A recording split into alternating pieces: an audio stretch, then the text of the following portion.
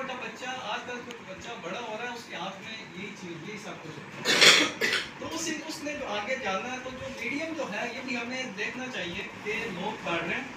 لیکن جو میڈیم ہے جس کے ذریعے لوگ اویئرنیس حاصل کر رہے ہیں پہلے کتاب ہوتی تھی یہ کتاب آتی تھی پورے معاشرے کا ڈھانچہ بدل جاتا تھا آج کوئی ایسی ویڈیو آ جاتی ہے کسی کا کوئی ایسا تقریر کا کلپ آ جاتا ہے جس سے جو ڈھانچہ ہے وہ بدلتے ہیں کئی معاشرے ایسے ہیں جہاں پر کوئی نہ کوئی ایسی چیز کسی نے بات کہی ہے وہ سر انداز ہوئی ہے تو یہ جو رویہ ہے کہ آج کل کا نوجوان پڑھ نہیں رہا یا اس کا ادب کی طرف رجحان نہیں ہے وہ بات میں ایگری بالکل نہیں کرتا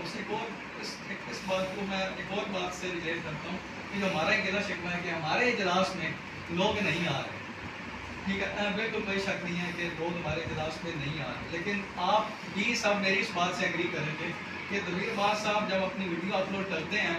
تو لوگ سنتے ہیں اور لوگ پھر آپ بتاتے بھی ہوں گے سر آپ کی یہ بات اچھی لگی اس سے ایگری کرتا ہوں اس سے ڈس ایگری کرتا ہوں میری صرف سب سے کم ویڈیو میری پڑی ہے مجھے بھی لوگ ملتے ہیں اور کہتے ہیں پوری طرح سے میرے کو کہتے ہیں یار تمہاری وہ ویڈیو سنی تھی اس میں یہ اچھا تھا یہ اچھا نہیں تھا کمنٹ لوگ کرتے ہیں تو جو میڈیم ہے وہ چینج ہو گیا اور یہ شاید میرے خیال سے جو آج کل کا جو ادیب ہے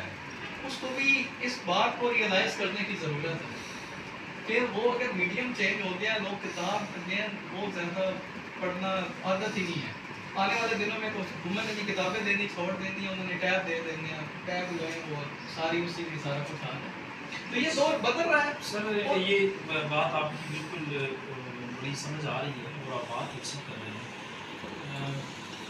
بنیادی مسئلہ جو ہے وہ ادب پر اثر اندازی کا کیونکہ یہ جو دور تو بدل رہا آپ کے مطابق لیڈر بھی موجود ہے رائٹر بھی موجود ہے کانٹینٹ بھی موجود ہے